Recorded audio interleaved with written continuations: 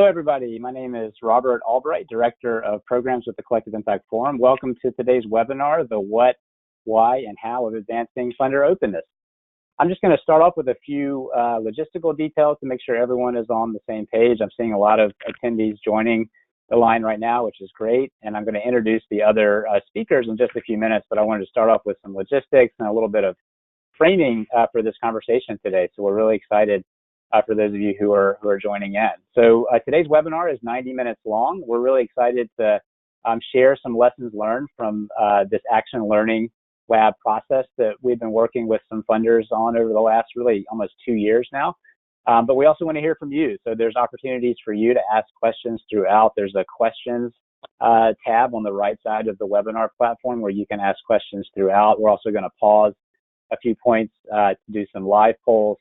And also, this question comes up quite a bit, but just to clarify, we are going to be recording the webinar. So for those of you who want to share this with others in your network, you can certainly do that. We know some people are going to be listening in after the fact and cannot join real time. Also, just wanted to make sure people knew that you can access the slides and the full Funder Openness report if you go to the Handouts tab on the far right side of the screen. Actually, both of those files are currently linked right there where you can click on them and access them real time. For those of you who are going to be presenting in just a minute, just to remind you to put yourself on mute just for now. That would be super helpful, and we'll open it up the lines to the speakers in just a minute. And for those of you who are attendees, you're on mute throughout, but we're excited to hear your questions and comments throughout by using the questions tab. If you have any technical questions, you can see here, you can contact my colleague Tracy Timmons-Gray at tracy.timmons/gray at collectiveimpactforum.org. She can answer any technical questions that you have. I also wanted to make sure everyone knew that my colleague Jennifer Juster, who's Executive Director of the Collective Impact Forum, she's going to be keeping track of questions throughout, so you might hear her voice. Her picture is not on this slide, and you can't see her video, but she'll be behind the scenes helping keep track of great questions that are coming through. So with that, I'm going to transition to one other point too that came up as I was reviewing the profile of who's on the line and some of the questions that you all have coming into this webinar. Many of you are really eager for kind of how-to practical insights on getting started with collective impact, and I wanted to make sure that you all knew that there are a lot of implementation-oriented and how-to-oriented webinars and resources on collective impact through the Collective Impact Forum website. So today's session is again focused on the topic of funder openness, which we will define and talk a little bit about some of the lessons learned through this work. But some of the building blocks of collective impact and some of the questions that some of you are interested in getting answers to, if we're not getting to those today, rest assured there's a lot of other good resources that you can access through Collective Impact Forum by going to the Getting Started page. So what I want to do, just to right out of the gates, give you all a chance to share who's on the line. Let's start off with a little bit about a live poll here about your primary role or roles in collective impact. So Jen, if you'll launch this first poll, we're really eager to hear who's on the line. So I'll pause for a moment while you take a minute, excuse me, to select the role or roles that you play in collective impact.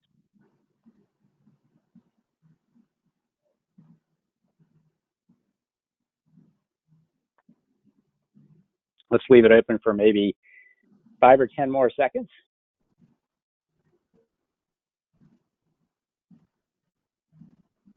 Okay, great. And I'm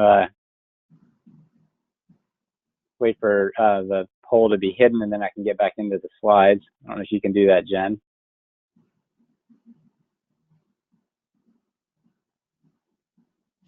Okay, great. For some reason, I'm not able to see the poll results on mine. I don't know if Jen or Tracy, you could see the results and just give a quick summary. Yeah, go ahead. Hi, everyone. This is Jen. So we have about 70% of you all are funders, and about 30% are and identify as the backbone, and 10% as other. So some of you definitely selected more than one. Great. Glad to have you. Awesome. Thanks, Jen. Sorry for the technical issues on my end, but let's go to the second poll. So the second question, so beyond your role, we're interested in your stage of involvement in collective impact. And for this one, just select one from not yet initiated to early, mid, late stages, or don't know. So let's take a minute to fill this one out. I'm now able to see the results, Jen. I've figured out what was going on, so I can, after you close out the poll, I can give the results on this one. But let's take another 5 to 10 seconds. I see most people are voting, which is great.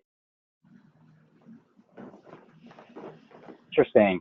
Okay, so looks like about 5% of you not yet initiated, 33% early, 30% middle years, and then 13% late years. So we also asked that as you were registering, so it was helpful for us to know in advance what the breakdown was, but just as helpful for you all to know too that many of you are kind of in the early to mid stages of your journey, which is great.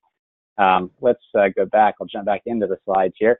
So what I want to do is I'm going to take maybe 10 minutes at most just to set the stage for our conversation. And then, as I said, part of the plan for this webinar is to share some of the lessons learned from some funders who participated in this action learning process, which I'll describe in just a minute. So we'll have a chance to hear from 3 different funders representing different geographies in the U.S. And we also are excited to have a grantee perspective from one of those funders share what the openness experience has been like for them as well. But why don't I provide some grounding here on what we actually mean by funder openness. So funder openness, it means a lot of things, and it plays out in different ways for funders and for their partners in the collective impact space and in other spaces as well. But it's a mix of the things that funders are doing to share what they're learning externally, to actively engage with grantees and those with lived experience. It's really making the space for a co-creation so that you're not just introducing your grant. If you're a funder, you're not just introducing your grant guidelines and then having people respond. It requires much more active engagement in the community. So there's a lot of external dimensions of how you're engaging with grantees and those with lived experience if you're a funder. But it's also, there's an internal dimension. So there's things that we've seen funders do to change actions and culture internally to prioritize learning, to actually reflect on the feedback that funders are getting from grantees and those with lived experience. So this was a definition that was initially developed from the Fund for Shared Insight that we then adapted in partnership with some funders that have been involved in our collective impact funder community of practice. I mentioned that there's this kind of element of internal and external. This visual here provides a bit of a framework for how you might want to think about funder openness, specifically in the context of collective impact. And you can think of it as a loop where if you start with the funder, which was the core audience that we worked with, but we were always thinking about how this connected to the broader community. There are things that the funder is doing to move kind of from the bottom of this slide to the upper, from the right to the top, where they're being transparent about their decision making, their progress and lessons learned.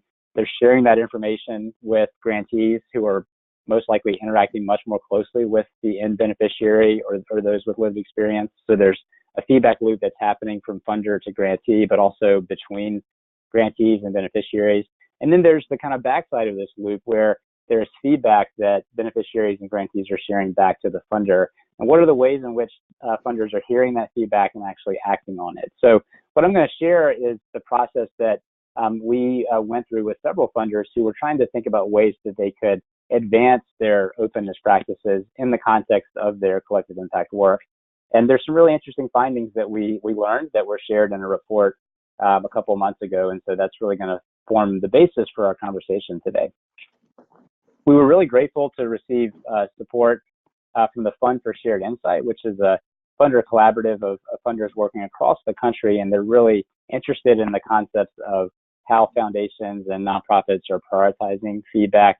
And specifically for this grant, they partnered with us and several other national organizations that were each working on this issue of funder openness within their own networks. So FSG and the Aspen Institute, which are the two kind of co-conveners of the Collective Impact Forum, were the recipients of and really spent a lot of time working in partnership with the Fund for Shared Insight on our grant in particular.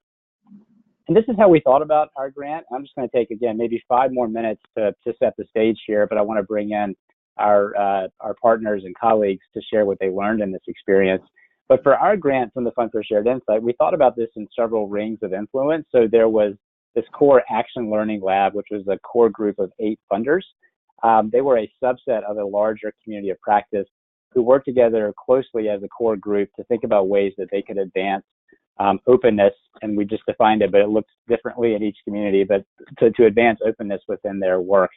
We then shared what that core group had learned over 12 to 18 months with the broader community of practice of funders, and then shared that more broadly at our annual convening, and then through other platforms like this, where we are really looking to amplify what we've learned with the Collective Impact Forum network and other networks. I mentioned that we had 8 funders that were involved in that core group. So these are the 8 that were involved from not only the US, but also 1 funder from Canada. As I mentioned, you're going to hear from 3 of these funders today, from the McCormick Foundation, the Institute of Mental Hygiene, the McCormick Foundation in Chicago, the Institute of Mental Hygiene in New Orleans, and the Community Foundation in Findlay-Hancock County area in Ohio. So you'll get a chance to hear a little bit about their lessons learned in just a minute. This was just a little bit more about the process of how the group engaged. So we asked for some pretty deep levels of commitment among this action learning cohort. So there was 8 foundations, 8 funders, as I mentioned. Each of them had 2 representatives involved, and they went through a series of in-person full-day meetings, also some group calls to support each other, to really advance their own practice around some of these key topics like transparency and building trust internally and externally. And the most important piece, which really generated some rich learning, which is what we'll go to next, is they each pursued an action learning project where they were really looking to experiment with new practices, to look at their collective impact investments and identify a way that they could potentially more rapidly close feedback loops with grantees, more thoughtfully bring their boards along as they prioritize continuous learning. And so this was really the meat of where the funders tried to change their practice and learn from it over time. So based on their action learning projects, this culminated in a report that was released back in March, and we shared the findings at our annual collective impact convening in April. I'm just going to give the 1 minute, maybe 2 minute top headlines from this report. As I mentioned, it's one of the 2 files that's available right now on the handout side of the screen. We'll also share the report afterwards if you've not yet looked at it. But there's some really good insights in here that hone in on some of the common themes that we saw across these 8 funders as they were trying to advance funder openness in lots of different forms, from looking at the importance of diversity, equity, and inclusion to community engagement to how they were building trust. There's a lot of different elements that came out of their action learning projects. And what we tried to do in the report was distill down what were some of the common challenges, what were some things that were working well, and then what are some existing tools and resources that are out in the field that people can access, because we know there are a lot of other great organizations out there that are doing work around transparency and feedback loops and openness.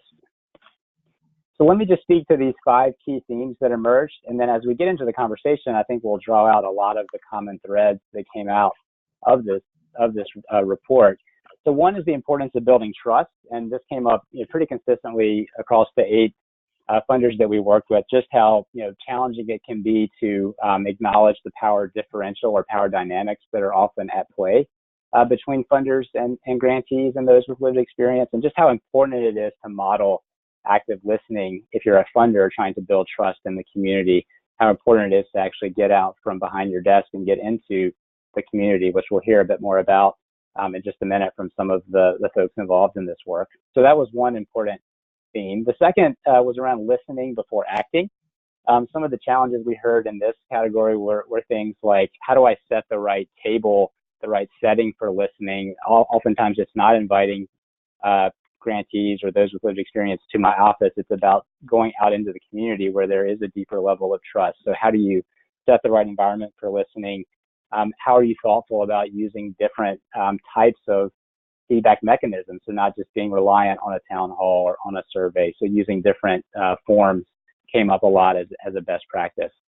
On this increasing transparency topic, I think one of the big challenges here that came up from many of the funders we worked with was how much is too much transparency. So a lot of the funders acknowledge that transparency is good, not only transparency around your decision-making processes, but around maybe what you've learned or where you've fallen short of meeting your goals as a funder. But it also raised questions about, how do we actually step into where we maybe don't have the answer and actually demonstrate more of vulnerability or humility while being transparent.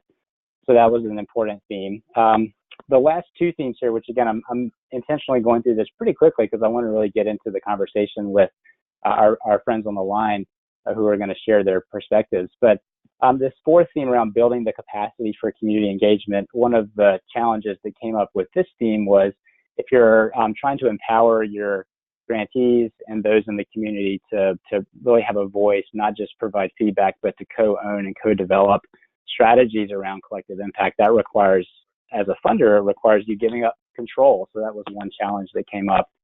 And some of the specific kind of success factors we heard there was just taking time to actually get agreement among funders, their grantees, and others in the community on the purpose for community engagement before just doing a lot of activities around community engagement. So it's important to prioritize it, but be thoughtful about why you're doing it first.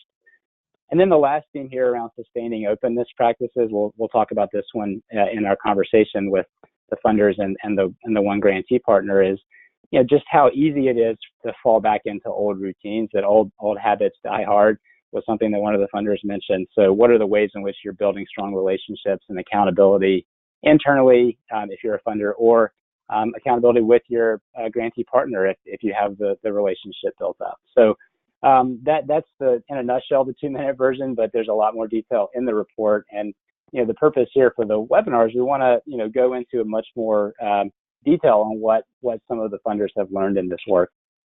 So as I mentioned, and I'm doing a quick introduction on these 4 panelists, they can come off of their they should have their webcams up. I see their webcams up now. That's great. I was just toggling over, and we're going to just maybe 3 to 5 minutes. I'm going to ask each of them to share a little bit about their experience. We're going to start with Kimberly and kind of work our way clockwise here around the horn.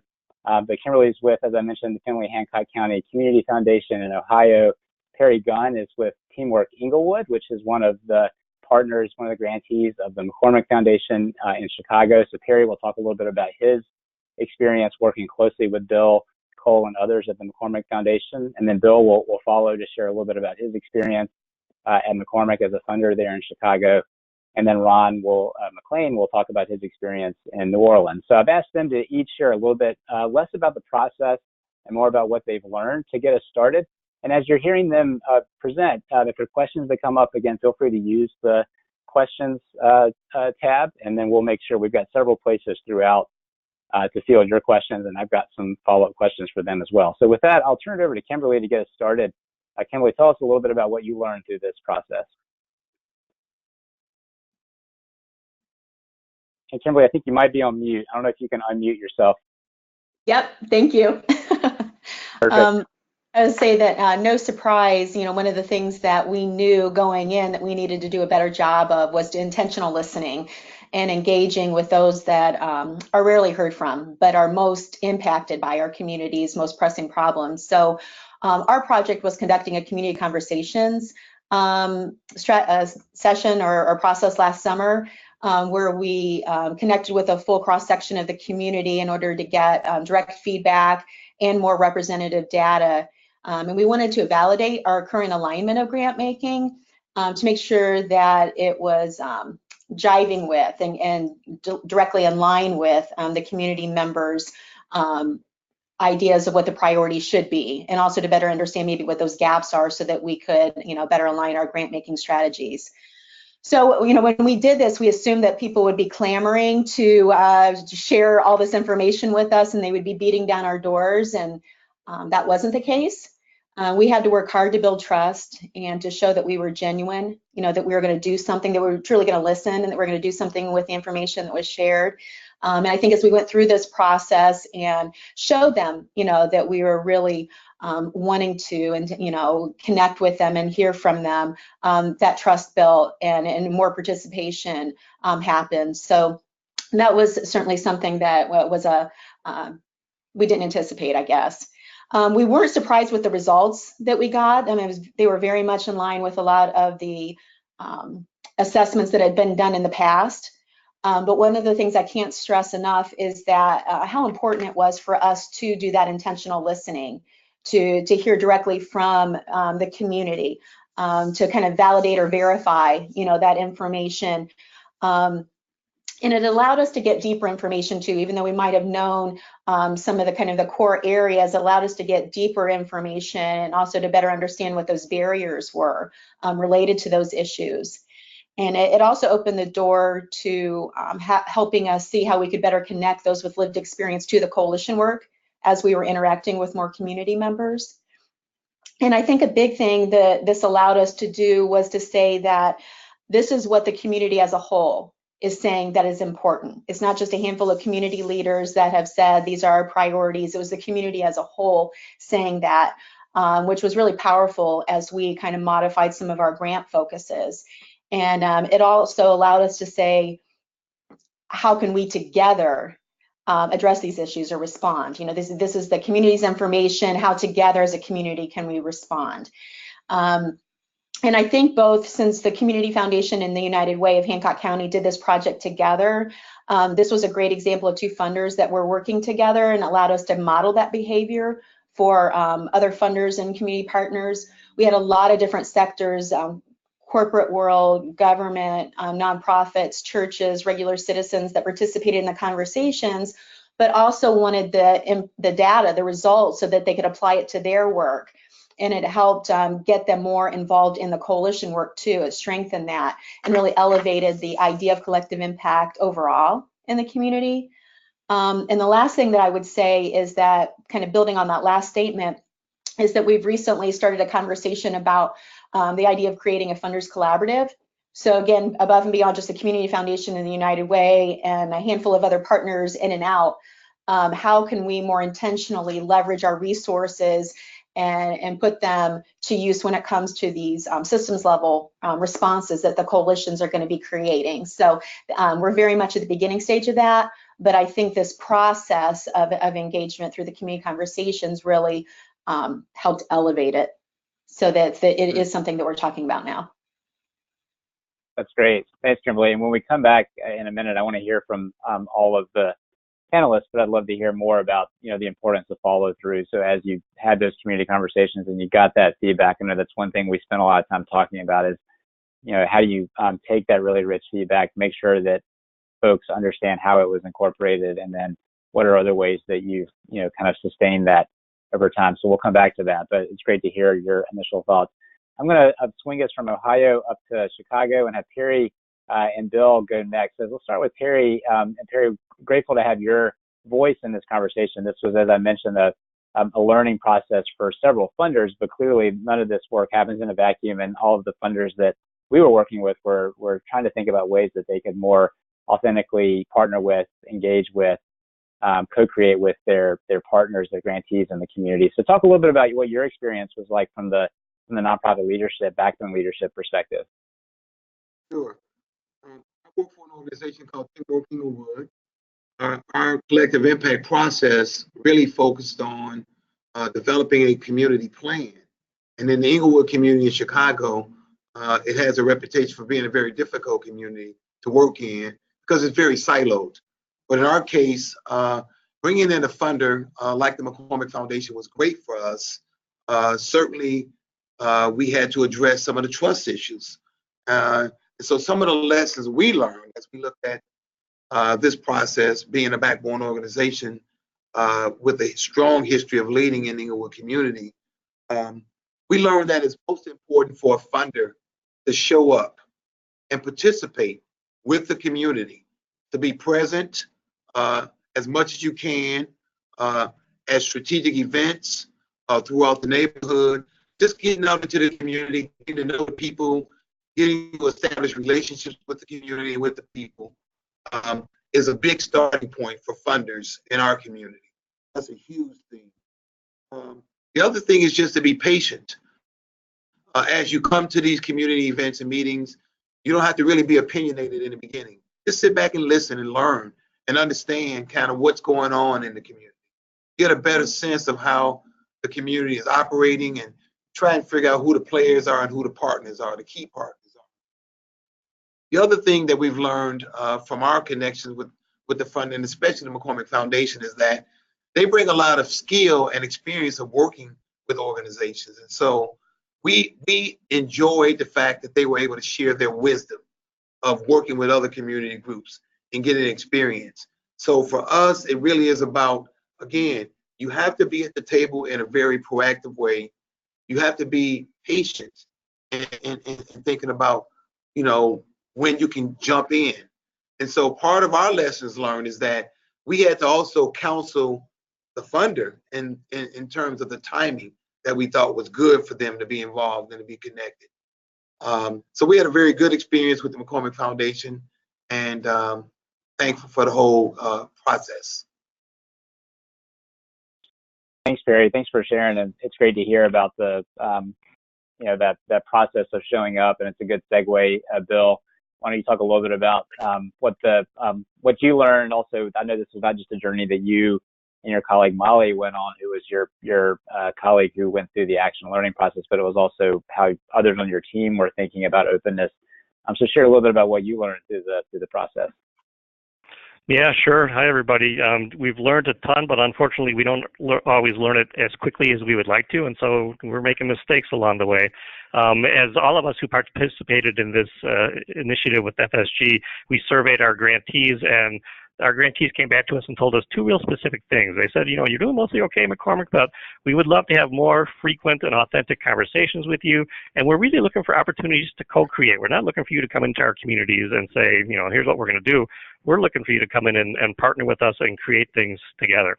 And so as we have done that, I want to mirror a lot of the things that Perry and Kimberly have already mentioned. Patience is so important. So that as we have had a reputation at McCormick of being a pretty conservative funder, responding to LOIs as they come in, or identifying programs through our program officers, and then making grants that way.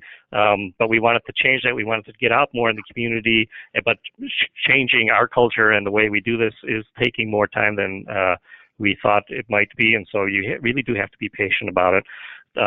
As others have said, we have to learn to listen more and talk less when we do show up in the community. And as Perry mentioned, and others, I don't think these names have been mentioned. Our program officer who's been responsible for this work, leading this work for us, is Carolyn McCoy. And then we also have an engagement officer who works on fundraising stuff, Jody Lawton, who've been out in the community a lot at all the important meetings. And then our leadership, our CEO, our VP has been out in the community periodically. And so we really are trying to show up. And I think that helps establish the trust, because really what we're trying to accomplish through this initiative is to engage the community in such a way that the community can trust us and be open with us about what their needs are and what their desires are for their own community. What we're trying to establish is we've established a fund at McCormick called the Englewood Impact Fund, where we are with the community of Englewood and Teamwork Englewood under Perry's leadership, raising money with and for the community, and then the community advisors within the community are going to make recommendations directly to our board on where those dollars should go in support of the community plan that Englewood has accomplished. And we're really super excited about that, but it has challenges with the fundraising. It hasn't been nearly as robust as we would like it to be. And again, to get the community to buy into this, we really felt it was important to get ourselves out as much as we could to establish those trusting relationships, because really at the end of the day, no matter what we're trying to accomplish, those trusting relationships are critical. Thanks, Bill. And one thing you spoke to, which I didn't mention in the intro, but just for context for those of you on the line, as Bill said, we actually asked every funder early on in their action learning process, before they even identified a quote unquote project, was to do some listening to model this on the front end, to take the time to understand, one, what are the aspects of openness that are most important to their grantees? So those are things like equity, community engagement, transparency, some of the dimensions, the definition pieces that I talked about before. So one was around importance, and then secondly was across those same dimensions, how effective is that funder at embodying them? So you began to see, some gaps sometimes. I know that, as you said, Bill, that helped inform where you wanted to focus and change some of your practices as a funder. Let's bring Ron McClain into this conversation as well. So we've heard from Ohio, we've heard from Chicago. Ron is with a private foundation in New Orleans. Ron, talk a little bit about what you learned through this openness action learning process. Yeah, hi, good afternoon. I think one of the most important things we learned was a relatively simple yet profound lesson, and that's that funders need to seek feedback from grantees and others who've applied for grants. It's important to listen a lot to the feedback and then respond to it. We worked on a project that included two dimensions of openness and transparency, both internal and external. Externally, we asked for feedback in a way that perhaps this board has never done. We sent out surveys just to solicit input from grantees, current grantees, past grantees, grantees who are involved in our collective impact project, and groups that have applied and were unsuccessful in getting grants. And it was a little bit anxiety provoking in terms of asking these questions and waiting for the feedback, but we did. I engaged the board, and the board was very interested, but a little anxious about receiving the feedback. We got feedback that was somewhat consistent with what we had thought, that we were pretty open, but we weren't as open as we thought we were. And we noticed that we scored much higher in transparency among those groups that have been involved with us in our collective impact project. That is, groups that we communicated more with, interfaced more with, and had more relationship building experiences with. It said a lot to us. It said to my board that obviously, even though we were transparent, we need to become more transparent. And it was important to listen before we acted. And so we took the surveys, then we sort of had a couple of board meetings about how we might respond to the surveys. And one of the things we did was we started inviting grantees in to our board meetings to not only give a short presentation about their project, but also to ask questions about board priorities. What grantees and potential grantees wanted to know most was what our funding priorities were. How do we make our decisions? What is our decision-making process? And what lessons we learned? Are there trends? Where are we going in the future? These were tough questions, but they also caused our board to do more strategic planning and to engage in more efforts to ensure that we're responsive. What we found out is when we were more responsive, when groups trusted us more, then we had better outcomes. And so part of where we're going from here is that we're going to engage grantees more. As the executive director, I've gone out a lot more to sites, listening and talking to grantees. But the board has also responded to some of the information that has come to them through the presentations by grantees. One thing is that board members sometimes come out now and look at what's going on with grantees, and we have plans to do more efforts to engage the community among grantees, but also we've started having seminars and presentations, conferences for the general community around important issues for the community, but also to give them more insight into the inner workings of the Institute of Mental Hygiene. Great. Ron, it's really helpful to hear, and hopefully you all are seeing both some common themes across these 3 of the 8 funders, but also there's some unique elements too to the ways in which they focused on their work, grounding it in the feedback that they heard, and then trying to customize it for local context. One thing that Kimberly mentioned, which I did not do as part of the overview because I wanted to get to this part of the discussion, but just for a little bit more context, as I mentioned, I'll go back to that slide. It was one notable thing about this group. There were actually, of the 8 funders, there were 2 different pairs of funders from the same community. So Kimberly is, as she mentioned, has been doing some work with the United Way of Hancock County as well. So they were deeply involved in this work. So it was interesting to see the lessons that they were able to learn as a group of 2 different funders in the same community. We also had another funder pair in the Lehigh Valley of Pennsylvania, the Ryder Pool Foundation, United Way of Greater Lehigh Valley. And there is definitely something there about the power of not only changing one funder, but potentially multiple funders practice that excites me as I think about the promise and prospects of openness and how you can change funder practice, not just at the individual level, but across multiple organizations. So one thing we want to do, it's super helpful. Thank you, the 4 of you, for sharing your initial thoughts. What I want to do is to make this as engaging as possible, we're going to pause for another poll, and I want you all to be thinking about which of these themes that we were just talking about. So going back again, we talked about there are these 5 key themes. These were not the only things that came up. Clearly, something like the importance of equity was woven throughout this work. It was not called out as an explicit theme, but instead was woven throughout this work. But these were 5 kind of distinct common themes that came up that we did hone in on some success factors, some challenges, and also pointed to some really useful existing tools and resources that are out there. As one of the presenters mentioned, that some of the findings were somewhat obvious, but it was about how you actually intentionally take advantage of those resources and implement those practices in a consistent way. But we know that this work is challenging. So whether you're wearing a funder hat, or whether those of you on the line who are maybe a backbone leader or another partner in collective impact, we want to launch this next live poll and ask you which of these openness themes, and it could be multiple, you can choose all that apply, which ones are most challenging for you to address in your collective impact initiative. So I just saw the poll is launched here. So take a minute to look back at these 5 topics and identify the one or multiple of these themes that you find to be most challenging. We'll leave the poll open for another 10 to 15 seconds. And for those of you who are presenters, you can go back on mute for just a few minutes. We'll come back to you all in just a moment for some additional conversation. So maybe 5 more seconds with the poll open.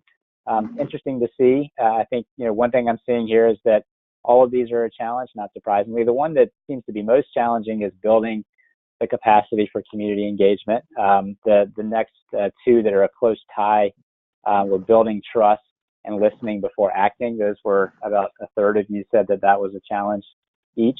The capacity for community engagement, over half of you said that. And about a quarter of you said that increasing transparency and sustaining openness practices was a challenge as well. So really helpful to hear that, across the board, these are challenges. The good news, as we highlight in the report, is that there are some good, practices that you can consider and resources that you can access to help you address these topics. So what we want to do, it's never easy to do this in a webinar format, but we have found when folks have joined webinars, whether you're on the line individually, just at your desk, some of you might actually be watching with colleagues or partners, we want to just pause for 2 to 3 minutes here to have you reflect on these questions. So we just asked you to identify which of those themes were a challenge. So take a few minutes just to jot down some notes on a sheet of paper. Why have those themes been particularly challenging? What has worked well in addressing those challenges for you? And what's different about this depending on your role? So if you think about if you're wearing a funder hat, how might you think about the topics of openness, and how might that be different with some of your backbone leader and other partners who are involved in a collective impact effort? So this is the part where we'll go silent for just a few minutes. Again, we're just going to take 3 minutes of self-reflection here, and then we'll come back as a group to continue the discussion. So this is a space for you to just write down on your own sheet of paper some reflections, but you can also use this time, if you want to add a question or comment in the question box. So I'm going to look at the clock here. We'll come back in about 3 minutes. I'll interject about halfway through just so people know where we are in the process, and then we'll come back. So take 3 minutes to reflect on these questions. If you have a question that you want to pose back to the presenters, we're going to go to a discussion in just a moment. So I'll stop there, and we'll come back in just a few minutes.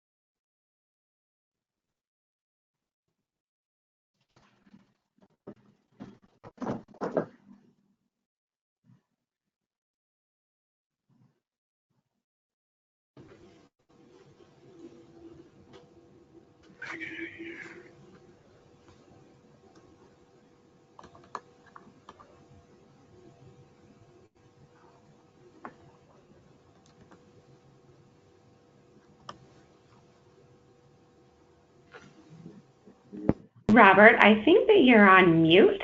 If you're trying to talk, we can see you talking. Yes, that is correct.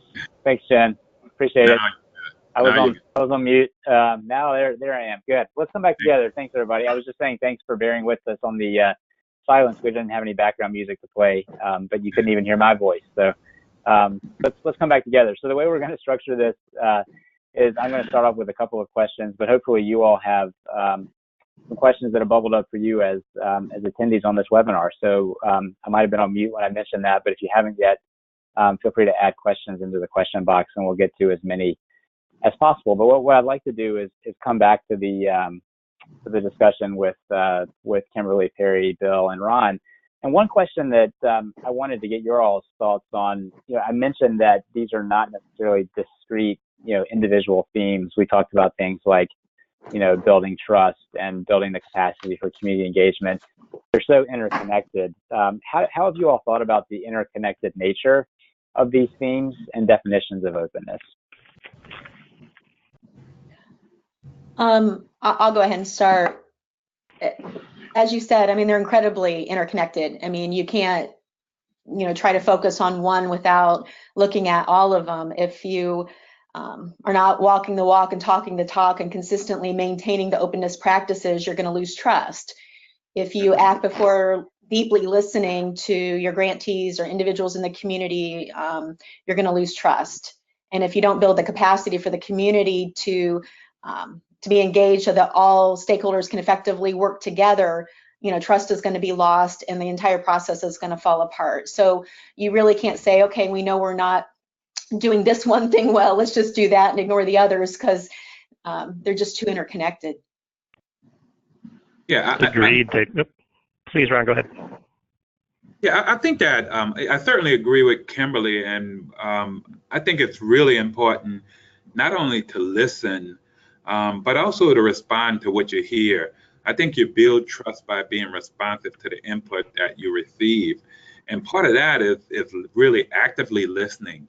And that might take some time to really get a sense of what's being communicated, recognizing that sometimes, grantees respond to a power differential where they sometimes want to tell funders what they want to hear or to play nice. And we have to find a way to free those individuals up, those groups up, to be very, very clear and very straightforward with us about what they're thinking about, how open we are, how transparent we are, and to the extent that we listen in that way and then act in response to listening, we build trust. Transparency helps.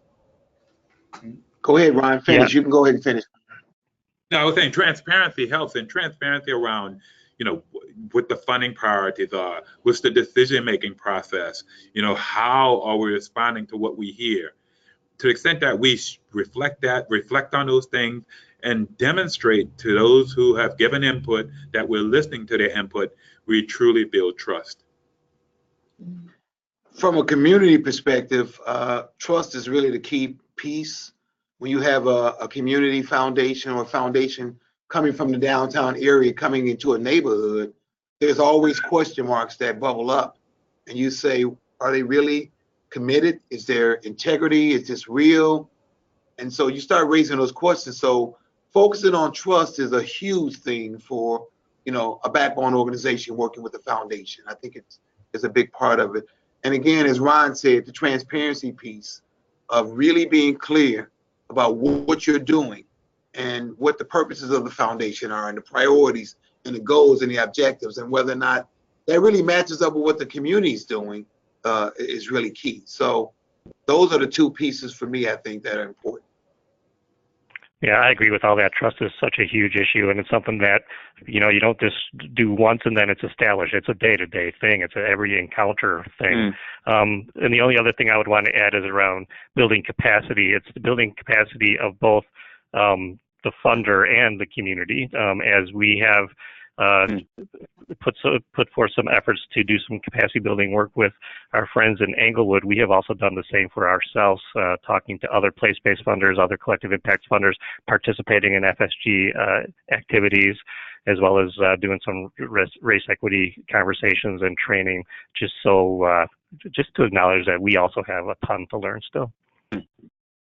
And Bill, to that point, I know many of you on the line, when we asked you what are the questions that you have or topics that you want to cover, more concrete tools and resources on community engagement in particular, came up beforehand from those of you joining this webinar, and it clearly came through in the which of these themes are you struggling with or are challenging. So I want to drill down on that one a little bit more. Bill, you mentioned this idea of capacity can be applied to both ways you're building your capacity internally as a funder, but then how you're building capacity of your grantee partners.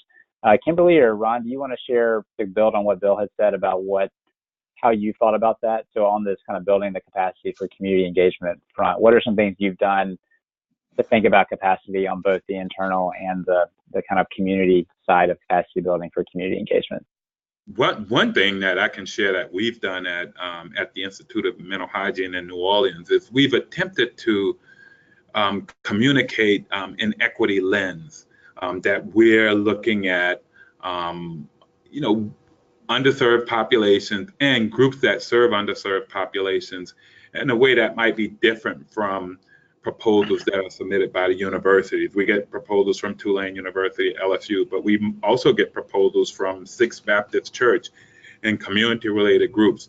And what we've attempted to do is score those proposals based on, obviously, the ability of those groups to pull off what they're proposing to do, but also recognizing that there may be a difference in capacity in terms of the ability to hire a grant writer, a university-funded grant writer, as opposed to somebody who works at a church and put together a proposal.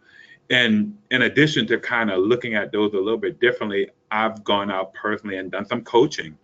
And sometimes it was important for me to go out and work with groups around the important components of putting together a proposal. The more specific things that I've worked with groups around is outcomes. How do you demonstrate outcomes? Here are some simple ways to do it. Can you do a pre and post test? Or are there some that exist? The best possible sort of evaluation processes are those that are evidence-based and already exist. But if they don't, are there ways that you can put together pre and post tests? So we've worked with groups that doesn't appear to have the same capacity as other groups in an effort to ensure that our resources really go to those most in need. And sometimes there's a little bit of dance, and that means doing some things differently. Sometimes it means a paradigm shift, and me talking with the boards about the differences in capacity of these two groups, but recognizing that if our true goal is to support better outcomes, then that means coaching and working with groups that aren't able to put together the same sort of proposal as other groups. It's really interesting. Thanks, Ron. Kimberly, anything that comes to mind for you? I want to bring Perry in too to share your thoughts from the backbone lead perspective, but anything else you would add from the funder side around building capacity for community engagement? Yeah, and I think what I was going to share is both about capacity, but also it ties to the sustainability of the work, and two different things. We have adopted from Civic Lab in Columbus, Indiana, a coalition building process that we use with all of our different coalitions that are working on collective impact. So that has helped create a common language and approach across the work, since it's integrated so much. If we're working on workforce, we're also talking about housing, transportation, mental health, substance use, and so forth. And so having that common language, approach, and process has been really helpful. And having facilitators that are trained from local companies. They've given us their process people to make sure that the process, that there's fidelity to that process as each of them are working with the coalitions. And then finally, we have created at the University of Findlay, the Center for Civic Engagement, which is providing backbone support to all of the different coalitions, helping intentionally align and connect their work and support them. The different guiding teams or leads of those coalitions come together very, very regularly to share information, talk about how there's crossover, overlap, and how they can learn and support each other. And so I think that's not only building the capacity, but also helping sustain this long-term, in our community. It's interesting, and it definitely shows the kind of underscores how connected these themes are, right? And the community engagement one and the sustaining one. Perry, do you have any thoughts on this about, specific capacities that you found are most important? Because I know you all have done quite a bit of work in community organizing, and your team has built a lot of skills in that area. What have you found that's been particularly helpful to build your team's capacity around community engagement? One of the things that's been helpful is the fact that the community groups that are working in Englewood have received some support from the McCormick Foundation to help them strengthen their organizations, strengthen their abilities to work with the community. So we've actually received from the McCormick Foundation coaching resources that have been available to a number of different organizations in the community. Those coaches meet with these community groups on a monthly basis, providing all kinds of technical assistance and support around community engagement, fundraising, learning how to write proposals, the whole works. And that's a really good model, because it's almost like a capacity building school where you get to meet with coaches on a regular basis. And then we have cohorts from the community who meet and go over, common, topics. So that's a really good model that the McCormick Foundation has put into place, and we have been really appreciative of that model. That's really interesting. Thanks, Perry. One thing, Ron, that you mentioned that I wanted to come back to, and I'm going to ask this one other question, and then Jen sent me a note saying that we have had some questions come in, and I want to make sure we weave those into this discussion. But one thing, Ron, that you talked about was being very explicit about equity in this work. And as I mentioned, I've found in talking to you all that the aid funders in this action learning cohort, but also talking to other funders in our community of practice, talking to funders at the convening in Austin, where we initially shared some of your all's reflections, that was a big theme that came up, was how important equity needs to be in the collective impact process, how important it needs to be for funders to understand their own capacity building needs around equity, but also those of their grantees and those in the community. Bill or Perry or Kimberly, would you add anything to that topic around how equity played out in your work? I know it clearly plays out, Perry, in your work, but does anyone want to share some thoughts on that topic? Yeah, equity is, as I had stated before, it's something that we have really been focused on here the last year and a half or so. I have a lot of conversations around, and really much of it aligns nicely with the work we did with this openness thing, the fact of needing to shift some power dynamics, needing to go to the community and listen to what's happening there and be responsive to that rather than setting the agenda ourselves. Those are really strong equity issues that we have embraced and are really trying to instill in the work that we're doing in Englewood and in other communities in Chicago. The only thing that I would add is that we again recognize that this is something that we have done as well with, and so there's been a number of things through our coalitions. One is the creation of a cultural delegation that is looking at how they can support the work of the coalitions and around some equity issues. And we're going to be doing some capacity building training with nonprofits and those within the coalitions this coming fall, bringing in an expert from DC that's going to be doing a series of workshops, and then in between work with them, focusing on equity and inclusion. So that's kind of like a process building out of this action learning lab, where we really recognize that this was a gap, this was a failing, and how do we make sure that we're doing better across our community and the work in this area. So we'll be doing more of that starting this fall.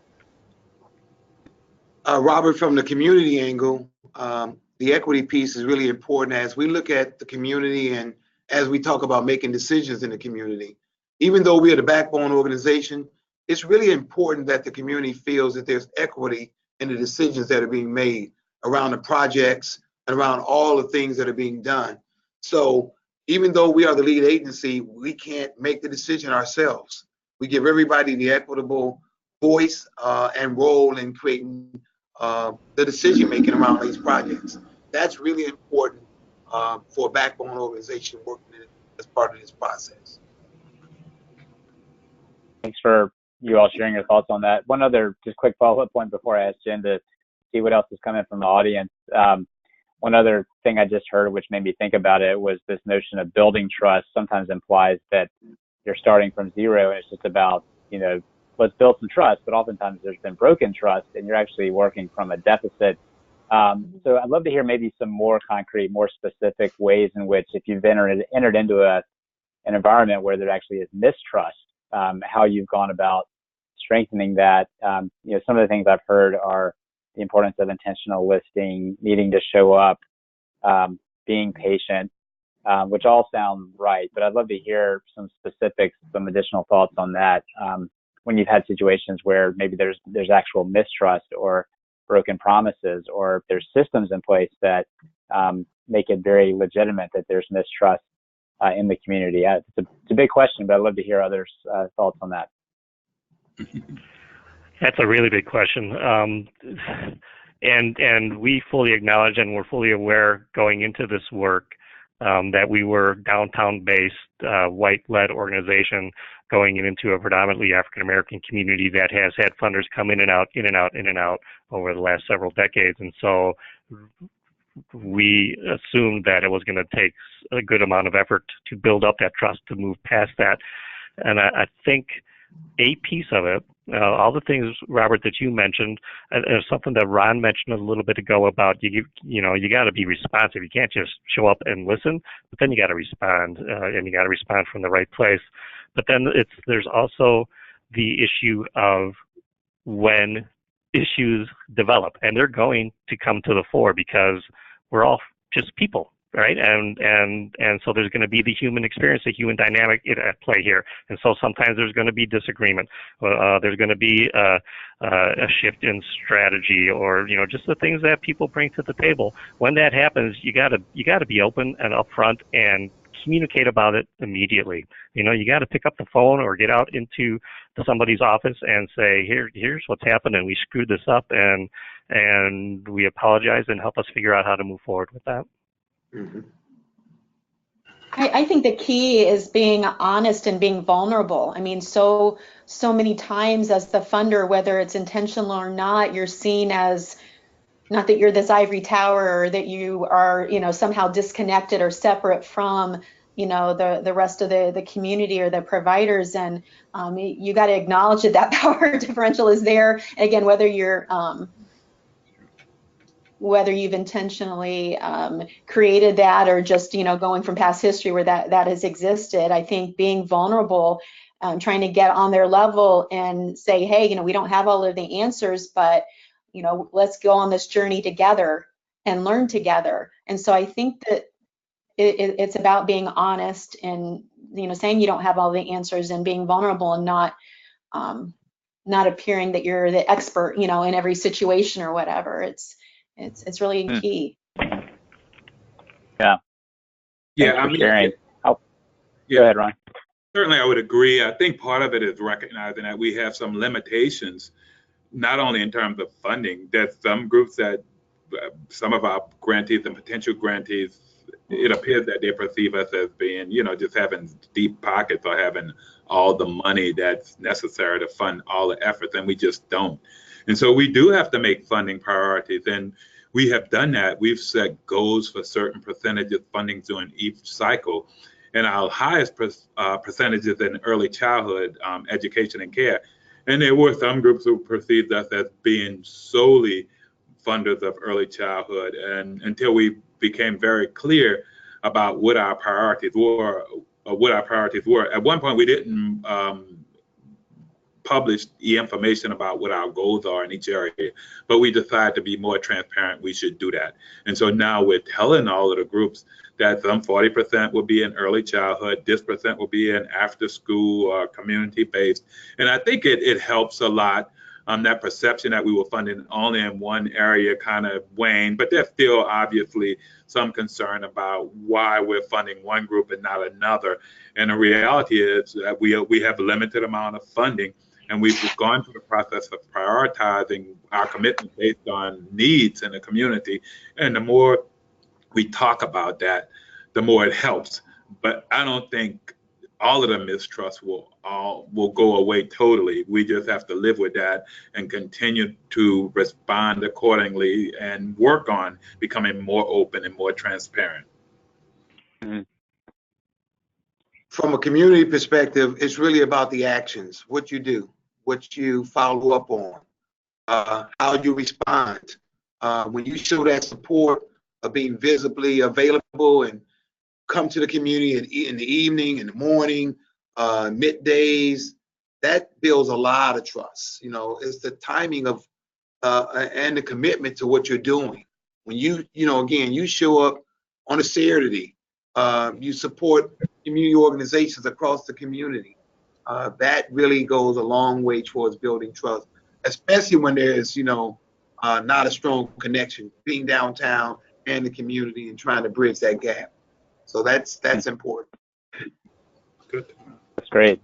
Thanks everybody for sharing. I want to bring Jen in, and she's been keeping track of questions coming through, and we'd love to hear a couple from the audience. Jen. Sure. Great questions, and feel free to send more in, everybody. But I'm going to start with a question. If you start with a particular topic or challenge that you're trying to address as a funder, how do you reconcile or balance that with community input? What if the community is providing feedback that's outside of the place that you're starting or the area that you're seeking to impact? I'm curious if any of you have had that experience or needed to navigate that. Yeah, I think an issue could be not starting with the community, but starting with your own strategy. To really work at this openness stuff, it has to, at the very least, the conversation has to be simultaneous rather than going in with a preconceived agenda. Yeah. I think part of what we've done is looked at the research, and I know that sometimes there's a disconnect between what the research says and what popular public opinion is. We have a significant challenge with violence in the community, and there are groups that think we should fund all violence prevention efforts. But we've decided, violence intervention and prevention efforts, but we've decided on a priority of early education because we believe that if we start very early on, it'll pay significant dividends. And obviously the research supports that. And part of the disconnect is that sometimes community sees exactly what's happening in the here and now, and I understand that.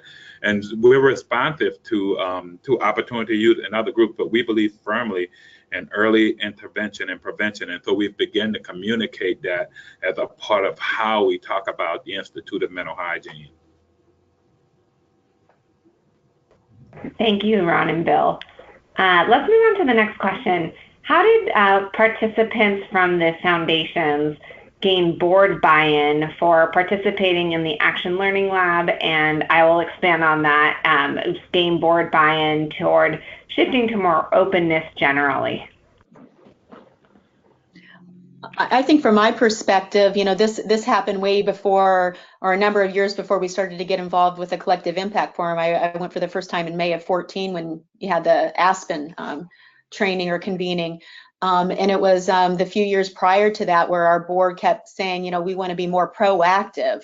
We were always waiting for the grants to come to us, even though we were involved in the community and at the table a lot of the time. They wanted to be more proactive, but exactly what that meant, how we went about it, they weren't sure. So this, and also the idea of instead of going an inch deep, a mile wide, flipping it so that we were really making a difference. So that same conversation was happening just about the time that we learned about collective impact. So and the other thing that happened is that we started to have more board turnover, where we had more board members that were less risk adverse, more open to different strategies that could allow us to make a bigger difference with leveraging other partnerships. So I don't know 10 years ago if we would have had that board makeup would have allowed us to do that, but I think it was a perfect storm of them wanting to be more proactive, board turnover, and us learning about collective impact.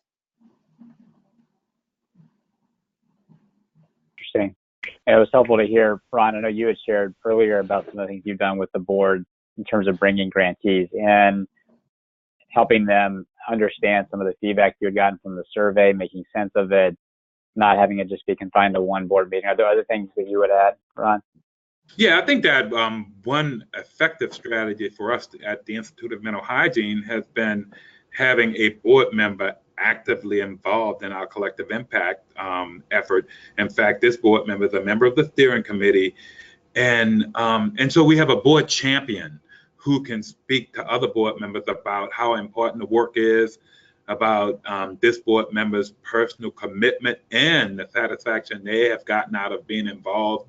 And sometimes, there's a different language. The board members speak one language and the staff speaks another. And to the extent that you can get a board member speaking board member language, that have been effective here and engaging the entire board in our collective impact effort, but also and taking the risk of getting feedback and responding to it. So having one or two board members who really understand the issues and are able to communicate that to other board members have been really helpful at the Institute of Mental Hygiene. Hey, Robert, let me jump in real quick. I just want to, from the other end, I've seen foundation boards come out into the community and have tours, and that has been a way for board members to go back to their colleagues, their peers, and say, I've been out, I've seen this, I witnessed this. This is something we need to look at as a new priority. So getting board members out into the community is really a key part of it also. Interesting. And one thing it just prompted for me hearing you talk about listening tours, Terry, we had, as we were putting together our Funder Openness report, we did a lot of research on what else is out there that could be helpful guidance and tools and resources. One of the resources that is linked in the Openness report, which again is available for download in the handout section, is the Grantmakers in Health Guide to Listening Tours. So they actually talked about like practical things you can do if you're bringing either visitors from outside the area to do a listening tour, or if you're trying to work with your board and others, just some thoughtful ways that you can honor people's time and make the best use of a kind of a site visit / listening tour type setup. So something that people may find useful. Jen, do you want to ask another question that's come through? I've got a few others that came up when we did this session in Austin in April, but I wanted to make sure we go where there's energy among the group. So I'll turn it back to you to see if there's another question. Sure. This is a specific question about a tool. So someone's wondering, is there a successful template for holding listening sessions, or a suggested list of types of people to include in listening sessions?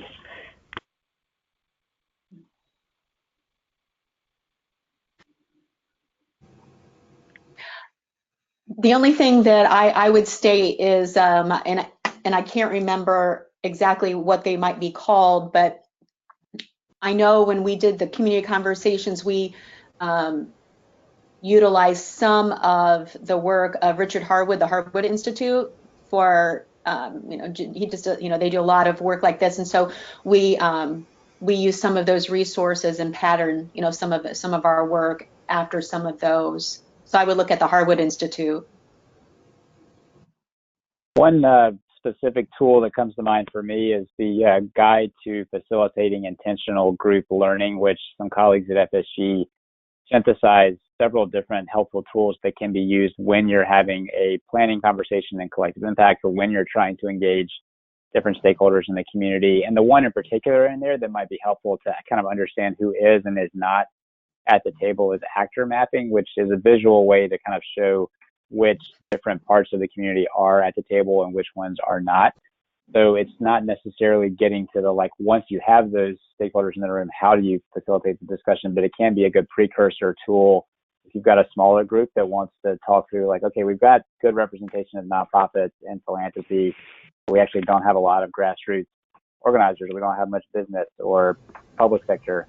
So that's just one potential tool that you might find helpful. Tracy, maybe we can add it to the list of resources that we share afterwards beyond the recording and the slides and the report. That would be another one to add. One thing they do in Chicago, they use it as a tool and kind of a model, is called On the Table. And it's a process with the community where different stakeholders invite people in and they listen about different issues that are being discussed around the community. It's a very powerful way to get a lot of information out, but to really listen to what the issues are and understand in more depth what's going on with the issues. It's called On the Table. It's run by the Chicago Community Trust in the Chicago area.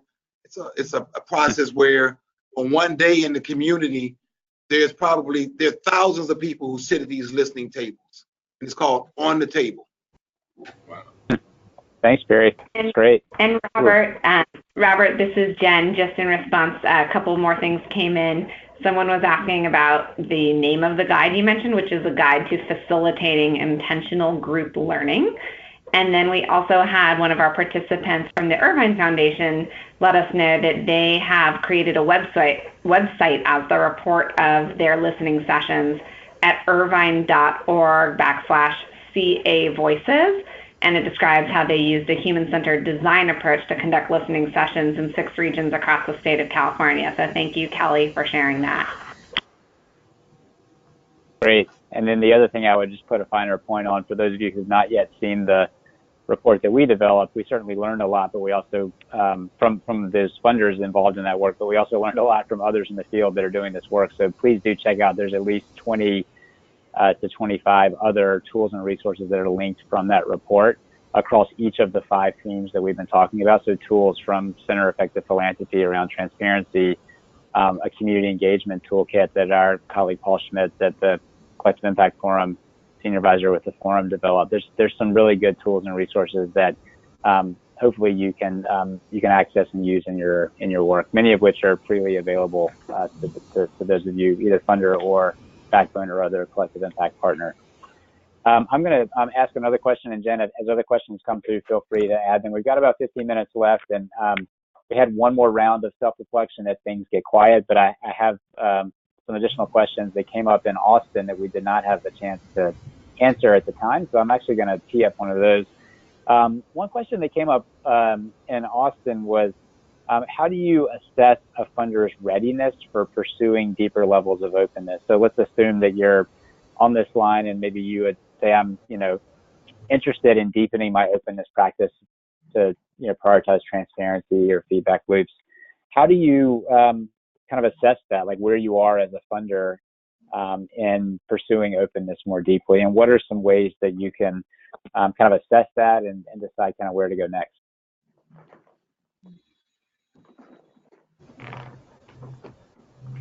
I think that one way is to really engage the board and finding out if the board is ready and willing to act on what they hear. I think it probably is better to not start a process if you can't be totally engaged in it and be responsive to what you hear. And so part of it is kind of being very clear about what are you prepared to do? Asking the board and maybe talking about various scenarios. And if the board's not prepared to do anything, but let this information collect dust, then it's probably not the right time to do it. Yeah, because I agree with Ron. I mean, you're going to do more harm if you start something and then don't follow through or somehow disagree with what you hear and say, oh, well, we're not comfortable doing that, Yeah, I don't have any specific tool to mention, but in terms of how do we learn how to improve our practices, one way has been to participate in FSG's community of practice, to talk to our colleagues from across the country, learn from them, learn from the experts, the expertise of FSG, as well as the experts that FSG brings to the table. We've been really heavily reliant on that to this point. I would just add, in partnership with the Aspen Institute, we've been, for those of you who don't know, we've been facilitating a funder community of practice through the Collective Impact Forum for the last 4 years. And the funders on this line have been very engaged in that group. It's a series of calls and meetings throughout the year. This goes beyond just the 8 funders that were involved deeply in this action learning cohort. There's a group of another 30 or 40 funders who are involved in that. And if you're interested in learning more, that will be another resource that we'll share for those of you on the line who are wearing the grant making hat, whether you're in a private foundation, a community foundation, United Way, or a public sector funder. There will be opportunities to continue the conversation this fall. We're going to have a follow-up meeting among funders who want to deepen the conversation around feedback practices. And there also will be some calls and other touch points in 2019. Let me go back to Jen. It sounds like we might have another participant question, and then we can come back to a few of the other questions I had, but I want to hear from those on the line. Sure. So we have a question about whether any of you can speak to community trust building with a remote or distributed community. So knowing your regions, I'm not sure if you've worked through that, but I will ask on behalf of our participants. No. No, unfortunately, we don't have that. One thing that comes to mind, and I wish she was on the line. I don't believe Jen Roynan is on the line from Ontario Trillium Foundation. She was one of the 8 funders that was involved in the Action Learning cohort. Whoever asked that question, you could definitely read the case study. Each of these 8 funders has a case study written about them in the report, and you can hear a little bit about what they experienced in their work where they're supporting collective impact efforts and other community building projects throughout the province of Ontario, which covers a massive geographic area, some urban, some rural. And I remember her talking about the way that she navigated the fact that she could not physically be in every community. And so there were some things they did virtually. There was some things they did to bring some coaches and facilitators who were embedded in the local community that might have been, a 5-6 hour drive away from Toronto where Jen is based, but could be much closer. She might have been 6 hours away, but the facilitator might have been much closer to be able to provide some of that capacity building support. And then I know they also tried to connect the dots and create a learning community across those different sites that they supported. So the concept of a learning community and peer learning certainly can work well within one geographic area, but I've seen that concept play out where people are geographically dispersed as well. In the same way that this group of 8 funders were spread across the U.S. and Canada, they had a couple of opportunities to connect in person, but there was also some powerful touch points that happened by phone using video conference to hold each other accountable and support each other. So I would say that's something that even if you're in a dispersed area, you could find some good ideas there. One of the things that came up, through this action learning process, the Fund for Shared Insight was most interested in how they could inform and influence private foundations, private philanthropy. But one of the questions that came up at the session we did at the 2018 Collective Impact Convening was, what about the role of public sector funders? So if you think about funders of collective impact, it's often a mix of public and nonprofit funding. And so question for the panelists, we did not have a chance to address this the last time we talked, but I'd be interested in your thoughts on how should foundations and other private funders engage government funders in the openness process. So in what ways should private funders partner with the public sector as they seek to rapidly close feedback loops with grantees and those with lived experience? So any thoughts you have on ways you've partnered with local government, state government? I don't know if any of you have engaged at the federal level, but particularly at the local or state level, anything you've learned about openness as it relates to public sector funders? We've worked with both our city and county government on a variety of the different coalition works, in particular what we call Raise the Bar, which is our workforce coalition or cradle to career effort.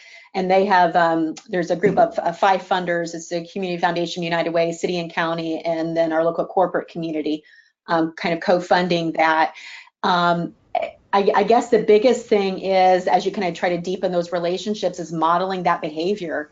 Continuing to, have conversations with them, and try to mitigate those actions that aren't transparent or open, and as much as you can model that behavior, so that they, again, can improve their practices.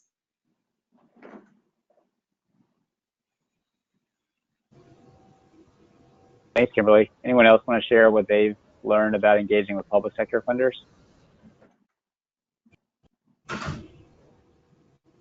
It's similar to what Kimberly just said, but sharing the ways that we're trying to do that, including the challenges as well as the successes, but just having open conversations, because ideally those, the public sector is involved in the collective impact initiative at some level, so they're at the table, and to share our experiences with how we're trying to be more open, more transparent, more responsive. You hope that those seeds, once they're planted, start to bear some fruit. The other thing that I would add is when we did our community conversations process over and over again, we heard a lack of trust in government. That people were, saying that over and over again during our small conversations. And so again, we shared that information, just like we need to hear, the things that we need to improve on, sharing that information with all of the different, individuals, groups in the community, including government, so that they could see that data, and start to think about how they could change some of their practices. But that was heard loud and clear by us. Great. I've got one other question I wanted to ask, and then we might be nearing the end of our time. But one thing that you all have talked about is the ways that you build board buy-in. Bill, you talked about the role of senior leadership also needing to be engaged in this work. So I guess the last question I would have is, what are the ways that, or maybe processes that you can put in place to institutionalize openness, whether you're a funder or a backbone leader? What are some things that you can do to ensure that openness is deeply embedded in your decision-making, in your internal processes? What are some things that you have tried or you hope to try?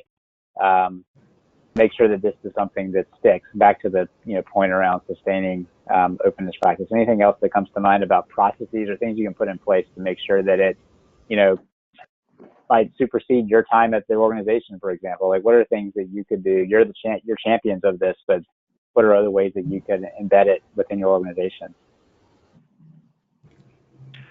One of the things that we've had conversations about and have started to do some movement on is drawing up memorandums of understanding with our lead stakeholders in the communities that we're working in. We've had conversations a bit with Perry and teamwork about this, and we see that as a way for just to bring about clarity about what the community should and can count on from us, as well as what we can and should count on from working with the community. And then once that becomes, on paper, kind of an official document, it makes it a little more formal of a process. It helps with the transparency issue, but it also it kind of embeds it in the work going forward, because it's there and it's something that we can keep going back to. Yeah, well, three things. One is that we will ensure that the grantee presentation is a regular part of our agenda, and we will change the agenda to add that category. Add that category. The other thing is that what I'd like to do is periodically revisit the survey every 2 years or so. Send out a survey again to kind of get the grantees and potential grantees' perception about openness and transparency. See if there's more information that comes out.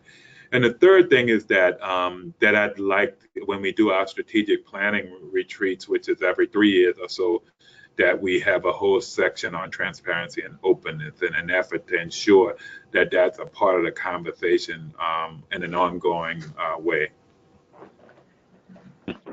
From our perspective, go ahead, Harry.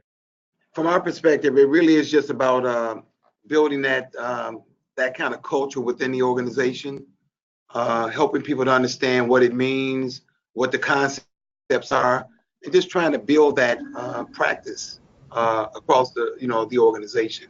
That's something that we're just beginning to work on, just to be open-minded and be open to trusting and transparency and all those concepts that come with the openness piece, to be built across the organization and shared openly with everybody. Yeah. The only other thing that I would add is, us trying to practice very intentionally in everything that we do, listening before acting and not rushing. We want to get results, we want to make, decisions, but, we want to take a step back and, is this really what we've heard? is this really the right, and not rushing, because if you make an unintentional misstep and have to step back and start over, that goes back to those trust issues, and now you have to play catch up and trying to rebuild those. And so just being very careful along those lines. And then the other thing would be to verify. Again, is this what we heard? Is this, and kind of, as you're maybe making different decisions and putting, things out, when you've done it together with the community, that, last step is, verify. Is this what we heard? And going to various groups to make sure that you have it right, again, before, you communicate. Yeah. Great. We're going to have to end it there. Let me just start off by wrap up by thanking Kimberly, Terry, Bill, and Ron. Thank you so much for participating in this webinar, but also for the time you gave for the session we originally did in Austin. And for those of you who've been deeply engaged in this work, it's just been a real pleasure for me to be working closely with you all. I also wanted to thank Melinda Twine from the Fund for Shared Insight and all the other colleagues and partners who supported this work and been a great thought partner throughout. Also, just a couple of other real quick points. My colleague Tracy just sent a note out through the chat box where you can access the post-webinar feedback survey, which we really appreciate your taking just 1 minute or less to fill that out. It's always helpful for us as we're crafting future content for the field. We'll also get an email out soon with the recording of this webinar, with the slides, the detailed report, some of the other resources that we mentioned, like the guide to facilitating learning and the more details about the funder community of practice. The last thing I'll say, for those of you who are new to the Collective Impact Forum, please do, if you haven't yet, sign up for the Collective Impact Forum. It's a really quick sign up, and you can access a lot of tools and resources for practitioners, partners, and funders. So that's at collectiveimpactforum.org. And there are more learning opportunities on the horizon. We've got a virtual coffee series that will be launching this summer that is going to go deeper on some of the topics that came up from the multi-site study, When Collective Impact Has an Impact. That was the study that Spark and ORS Policy just completed and announced or released the findings of a couple of months ago. We had a webinar that summarized the findings a couple of weeks back, and that's available for free online. But if you want to go deeper, we're going to have some follow-up discussions, the first of which will be on leadership capacity in a few weeks. And please hold the date and make your plans now for these upcoming events, the Champions for Change Backbone event in October in Los Angeles, and the Collective Impact annual convening in May in Chicago.